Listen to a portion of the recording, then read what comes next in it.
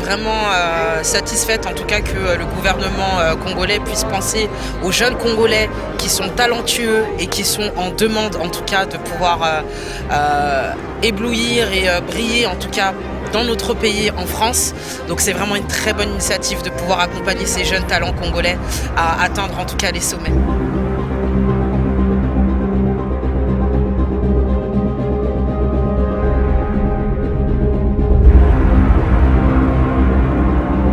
L'idée est très bonne, ça vient conclure, ça vient en effet répondre à un besoin, parce que très souvent on se posait la question comment faire, quelle est la démarche. Et pour ceux qui sont motivés, qui sont intéressés pour un retour au pays, c'est toujours une belle opportunité pour eux pour venir tâter, palper du doigt cette possibilité-là par ce biais-là. Donc c'est plutôt une très bonne idée et aussi ça permet à ceux de la communauté qui sont ici d'avoir un repère par rapport à cette démarche-là. Donc je salue cette idée, c'est une très bonne idée.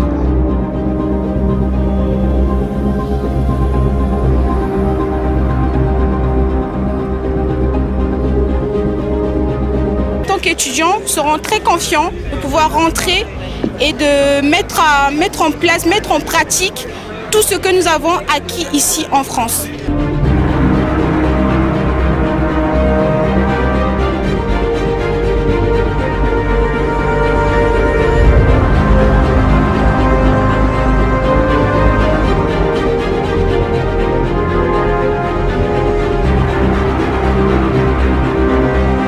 On a pensé à nous en fait, parce que l'insertion au Congo c'est pas du tout facile, surtout depuis l'étranger. Ils vont nous aider à trouver de l'emploi dans notre secteur d'activité bien avant d'arriver au Congo. Ça va nous donner, ça va nous rassurer en fait. C'est-à-dire qu'on va se dire au bout de notre formation, on est sûr d'avoir un emploi en retournant au Congo.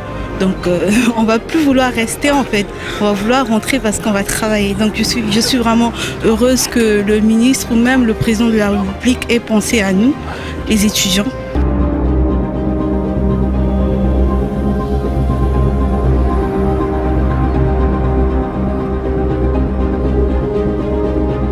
Nous devons remercier le chef de l'État qui a décrété l'année de la jeunesse. Et remercier également le ministre de la Jeunesse en charge de l'emploi et de la formation qualifiante pour avoir amené ce projet jusqu'à son terme.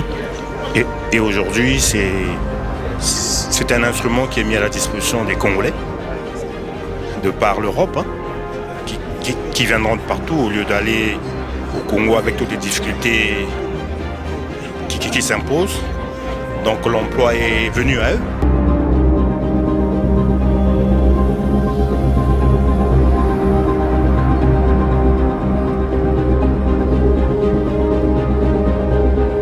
Nous assurer aussi pour les employeurs que les profils qu'ils reçoivent sont d'assez haut niveau. Donc nous aussi on va faire un certain filtrage. On va s'assurer qu'ils ne soient pas inondés d'offres. Donc on va filtrer pour eux, on va leur fournir les profils les plus hauts, ceux qu'on aura nous-mêmes validés déjà. Et c'est le rôle aussi du bureau, parce que le bureau reçoit, il aura des conseillers, je suppose, et le rôle de ces conseillers, c'est d'avoir aussi ces discussions, comprendre les attentes. L'objectif pour un RIPAT de rentrer, c'est aussi de s'assurer que son profil, ses aspirations sont en adéquation avec l'offre d'emploi qu'il a en face. Et ça passe par un processus, on doit avoir une discussion, on doit avoir des entretiens.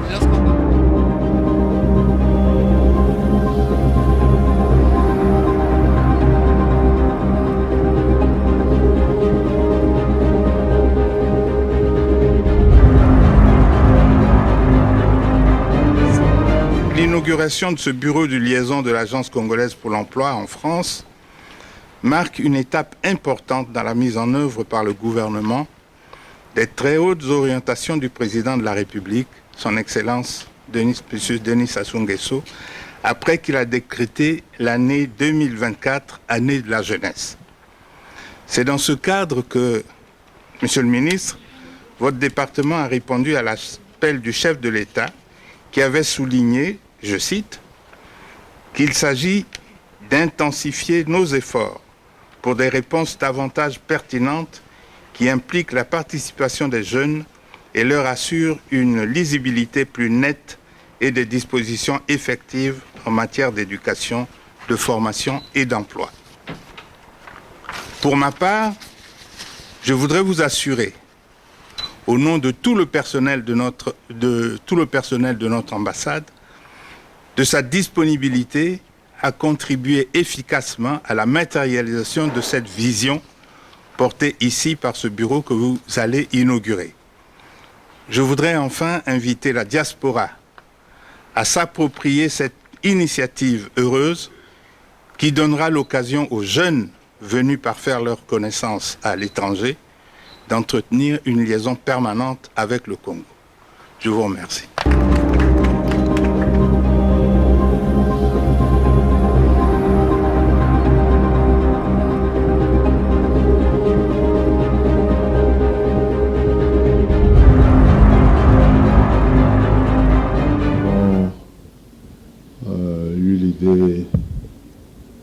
Il y a de cela 2 ans et demi, après le Forum européen de recrutement à Issy-les-Moulineaux, de faire une continuité dans ce que nous avons posé comme pas. Et aujourd'hui, on peut avoir le sentiment d'une mission accomplie et bien accomplie, parce que les jeunes de la diaspora aujourd'hui, ils ont un instrument pour pouvoir postuler à des emplois directement dans les entreprises au Congo, ce qui n'était pas possible hier. Et la politique du président de la République se matérialise sur le terrain, on peut le toucher du doigt.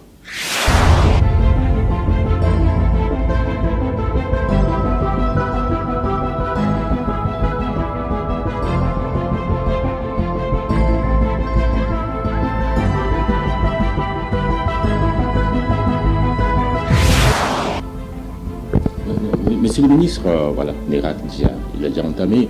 Moi j'étais là, c'en était une. Hein. Je veux parler de la chance à Issy-les-Moulineaux. Vous avez fait des promesses. Vous avez aujourd'hui, je dirais peut-être pas réalisé, mais vous êtes dans la continuité de la réalisation de ces promesses.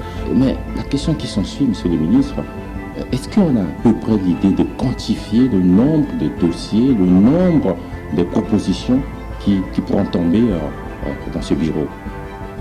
On le saura au fil du temps, parce que c'est un problème de statistique.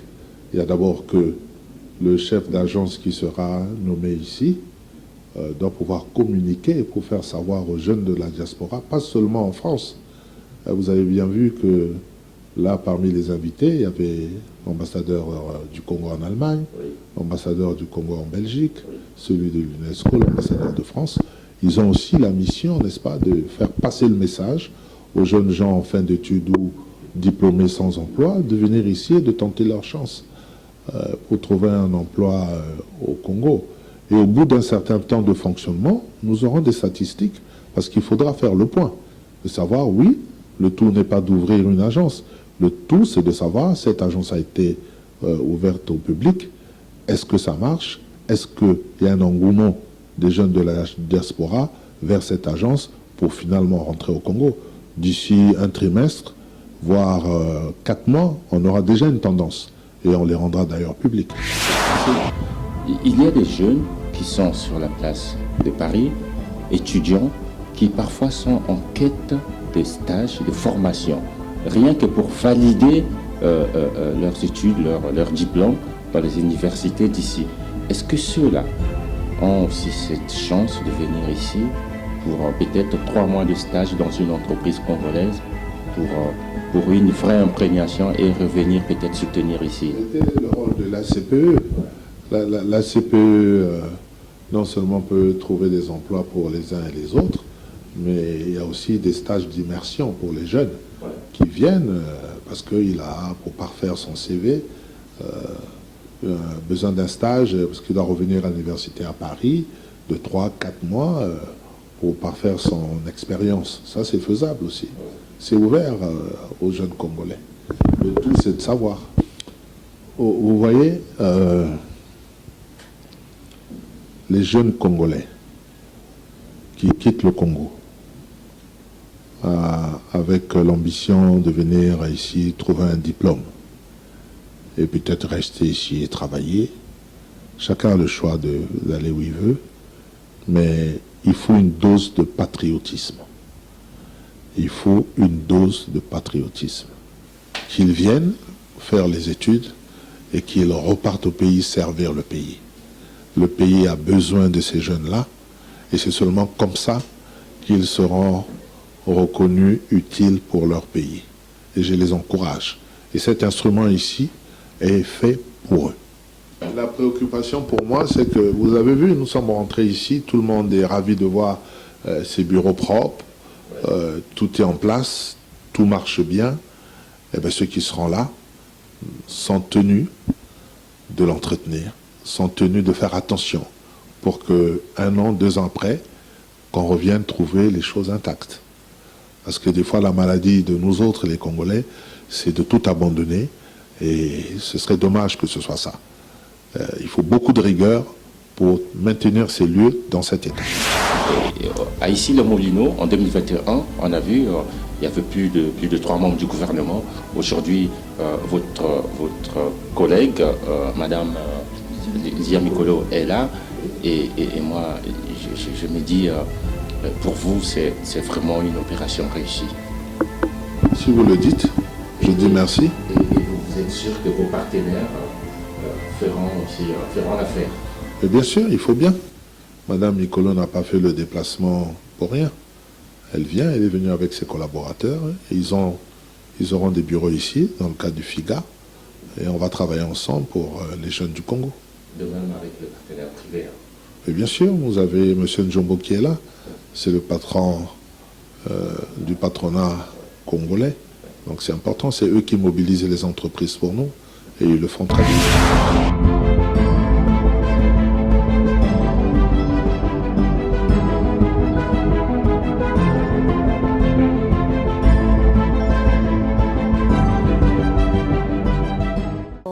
Le gouvernement tient ses promesses. Vous l'avez dit, nous étions là en 2021, nous sommes venus avec la CPE, avec le ministre Ngolondele, et nous sommes revenus 2 ans après, tel que nous l'avions promis. Vous avez ici le bureau de la CPE qui va également héberger la direction générale des PME, l'Agence congolaise pour la création des entreprises et le fonds d'impulsion, de garantie et d'accompagnement. Promesse tenue, maintenant les autres aussi doivent jouer les jeux. Madame, est-ce qu'il y aurait une spécificité, parce qu'il y a beaucoup de départements finalement, de votre côté, ce serait laquelle ou c'est laquelle? Nous avons prévu, nous, de travailler avec les associations et les entrepreneurs congolais ou de la diaspora qui œuvrent déjà ici. Ce sera celle-là la spécificité. Les antennes qui nous concernent seront animées par des associations des Congolais de la diaspora qui œuvrent dans l'entrepreneuriat. Le ministre Hugues Ngolondele avait pris cet engagement depuis 2021, après le forum de recrutement, le forum de recrutement de la diaspora en novembre 2021, il avait pris l'engagement de pouvoir constituer un forum beaucoup plus permanent. C'est-à-dire que là, c'était une organisation qui était ponctuelle, mais avec ce bureau, on vient de rendre permanent le forum pour l'emploi. C'est-à-dire qu'à ce moment-là, de façon pérenne, on peut permettre la saisie des opportunités d'emploi au niveau du Congo, et ça au bénéfice des Congolais de l'étranger. Grâce à votre communication, je vais parler à Madame Angélique qui nous a envoyé le communiqué de presse. On sait à peu près les missions, mais la science étant, la répétition étant la mère des sciences, est-ce qu'aujourd'hui, pour les gens qui peut-être n'ont pas eu la chance d'être ici, on peut revenir aux missions justement de ce bureau? La principale mission de l'Agence congolaise pour l'emploi, c'est l'intermédiation. C'est-à-dire que la mise en relation des demandeurs d'emploi. Là, pour ce qui concerne le bureau ACPE Paris, c'est la mise en relation des Congolais de l'étranger demandeurs d'emploi avec les entreprises installées au Congo. Donc les entreprises installées au Congo qui offrent des opportunités à la fois d'emploi, à la fois aussi de stage. Comme les partenaires. Voilà, nous c'est la mise en relation parce que ce sont les entreprises qui créent des emplois, mais les entreprises émettent des offres d'emploi. Au niveau de l'Agence congolaise pour l'emploi, on a voulu que les Congolais de l'étranger bénéficient de ces opportunités. Ce sont des Congolais, comme l'a dit le président de la République, il faut que le recrutement se fasse sans discrimination. Donc on veut donner la chance aux Congolais de l'étranger de pouvoir saisir les opportunités d'emploi, les opportunités de stage au niveau des entreprises installées au Congo qui émettent le besoin de ressources humaines beaucoup plus qualifiées, beaucoup plus diverses, compétentes. Donc on veut qu'ici, ça soit un vivier d'emploi, que ça soit un vivier d'emploi qui permette que l'on trouve beaucoup plus de compétences que ce qu'on peut trouver à Brazzaville. Quand vous parlez de l'accompagnement, avec les mots les plus simples, c'est dire quoi? Lorsque nous recevons ici au bureau de Paris, ça se passe comme dans les autres agences. Lorsque nous recevons, nous parlons d'accompagnement parce que quand on reçoit, il s'agit de déterminer le profil de la personne qui demande de l'emploi. Il y a des personnes qui demandent de l'emploi mais qui ne sont pas forcément employables, qui ont des problèmes au niveau des qualifications. Et nous avons des organisations sœurs comme le FONEA, le Fonds national pour l'employabilité et l'apprentissage, qui peut nous permettre de pouvoir obtenir des formations pour ce genre de personnes.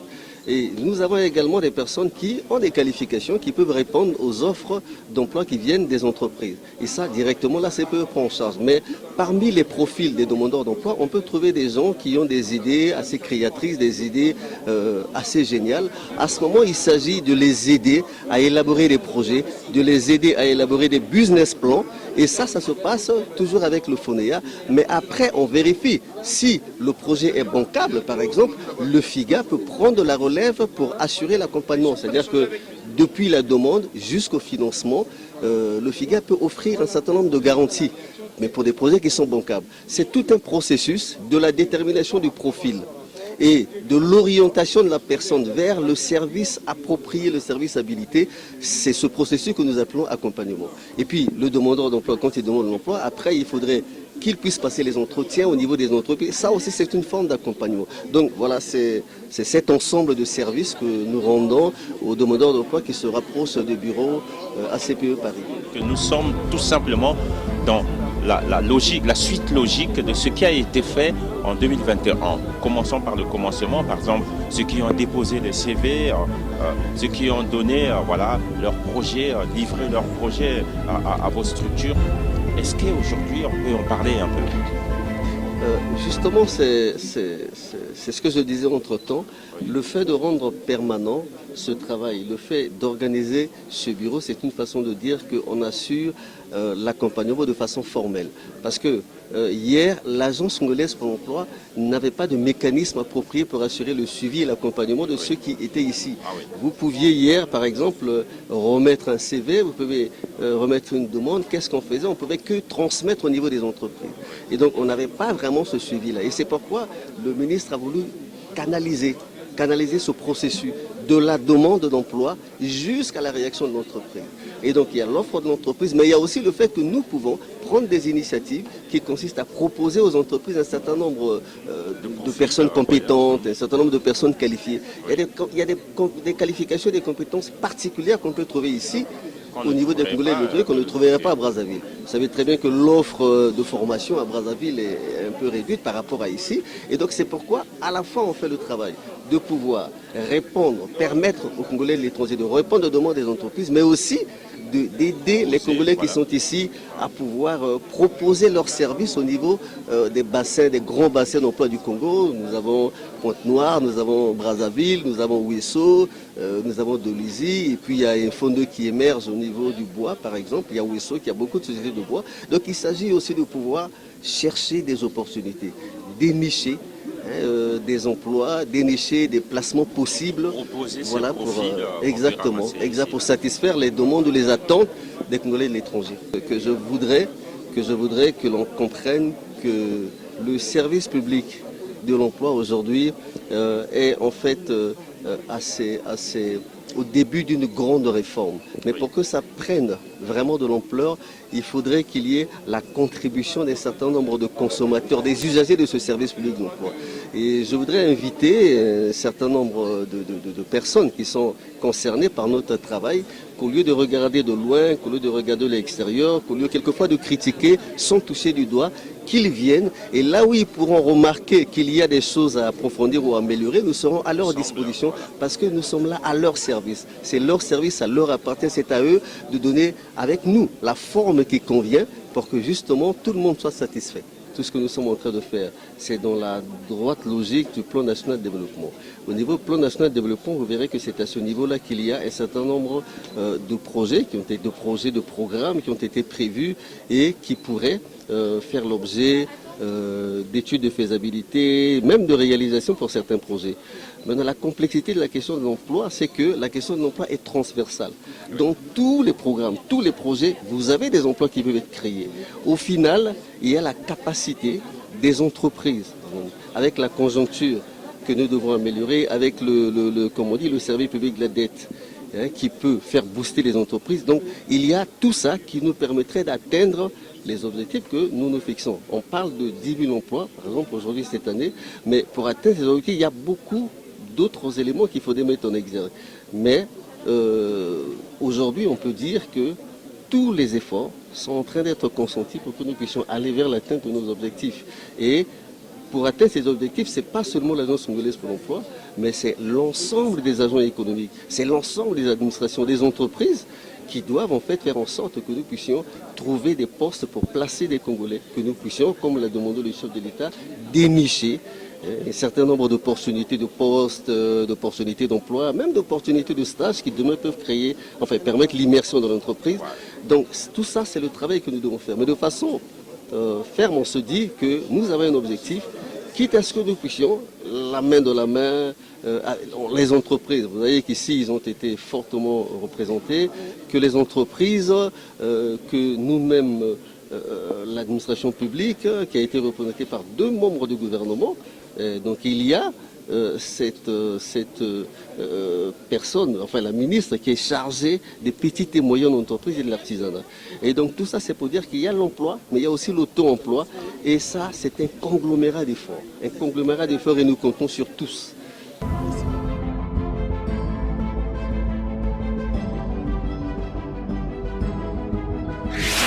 Alors aujourd'hui est un jour important pour la jeunesse de la diaspora. Vous êtes sans ignorer que de nombreux jeunes Congolais à l'étranger sont pourvoyeurs justement de ces nombreux emplois qui sont potentiellement disponibles au pays.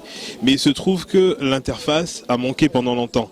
Les entreprises, les grandes entreprises qui opèrent au Congo ont eu tendance jusqu'à il y a peu de faire venir des compétences étrangères faute justement de contenu local de qualité au pays. Et donc là nous pensons qu'avec l'ouverture de ce bureau ici à Paris, les nombreux jeunes Congolais demandeurs d'emploi vont rencontrer l'opportunité d'emploi à travers ce bureau puisque des offres vont être disponibilisées et puis pourront contribuer au développement du pays en entrant justement dans ces offres d'emploi et en pouvant travailler au pays. Et donc nous pensons que la jeunesse de la diaspora, non pas simplement celle de la place de Paris ou de France, mais celle d'autre part aussi, gagnerait à implémenter justement tout ce qui est mis en place ici pour que demain, avec ce qui a été énoncé comme la préférence nationale, que le contenu local, que les ressources humaines de qualité nationale contribuent à développer notre pays. Alors il faut noter que là on parle de l'ACPE. L'ACPE c'est l'Agence congolaise pour l'emploi, mais il existe en effet au Congo un ministère de l'emploi que dirige le ministre Ngolondele, qui lui en plus de l'ACPE a le FONEA, le Fonds national d'appui à l'employabilité et à l'apprentissage. Donc oui, il y a un écosystème qui a été mis en place. On va dire que c'est pas comme en France, parce que ici les pays sont davantage développés, mais il faut noter que le plus long voyage qui commence par le premier pas devrait nous interpeller, la conscience nationale et faire en sorte que tous les jeunes qui sont à l'étranger et qui ont une compétence et qui ont quelque chose à donner pour le pays saisissent cette opportunité pour revenir et non plus laisser ces métiers entre les mains d'étrangers, entre les mains d'experts. Une chose est certaine, c'est que c'est une initiative à saluer. Parce qu'il y a un vrai capital humain, on en parle beaucoup du capital humain congolais, en France même au-delà. Nous avons un réseau, nous sommes une association, vous le disiez, on est un certain nombre, mais il y a surtout un réseau d'associations qu'il faut continuer à renforcer.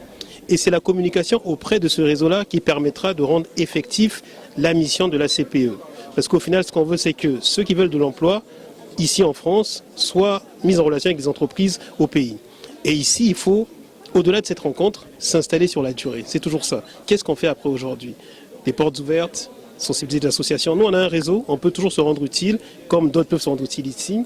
Ça fait 4 ans qu'on travaille à renforcer ce réseau-là, mais qui soit utile, qui permette notamment à ceux qui viennent d'être diplômés, s'ils veulent rentrer, de rentrer, à ceux qui ont une certaine expérience et qui veulent finalement rentrer au pays, c'est aussi le biais par lequel ils peuvent passer pour rentrer au pays. Donc c'est louable. Je pense qu'il faut se rendre utile.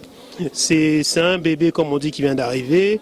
Il y aura sûrement le temps de mettre les choses en place, mais il faut, à un moment donné, apporter ce que l'on peut, notre expertise, la connaissance, le réseau, et même la bienveillance à ce que ça se fasse, quoi, tout simplement. Nous sommes là pour se rendre utile. C'est ça la démarche. Maintenant, l'idée, c'est de savoir, est-ce que vraiment c'était le moment pour faire la CPE? Je crois que le moment, il est opportun. Aujourd'hui, il y a une vraie demande, et pas qu'au Congo, de beaucoup de jeunes et des moins jeunes qui veulent rentrer en Afrique. Donc le moment est peut-être bien choisi pour le faire et que chacun embraye le pas et que chacun fasse sa part. Le Congo a besoin de nous. Nous venons ici pour nous former, par la suite rentrer. Mais c'est là de savoir est-ce qu'on rentre avec une assurance ou pas. J'ai trouvé que c'était assez intéressant. Mais ce que je pense, moi, c'est dans la faisabilité. C'est un bon projet. Est-ce que c'est faisable ? Est-ce que c'est réaliste? Déjà, le fait d'avoir mis en place ce projet, je pense que c'est bien, mais c'est dans le faire, dans l'action. Est-ce que nous, ça va nous avantager? Et en ce moment, moi, je suis en alternance, je gagne bien ma vie, je pourrais dire ça comme ça, en tant qu'étudiante. Qu'est-ce qui me rassure lorsque je vais finir ma formation, que je pourrai rentrer en ayant cette stabilité professionnelle que pour servir le Congo? J'ai ce souci de rentrer parce que je suis venue ici pour étudier et par la suite rentrer. Mais qu'est-ce qui me motive? Qu'est-ce qui me prouve que ceux qui sont là-bas, déjà, ils n'ont pas d'emploi? Qu'est-ce qui me motive quand je rentrerai, j'aurai de l'emploi?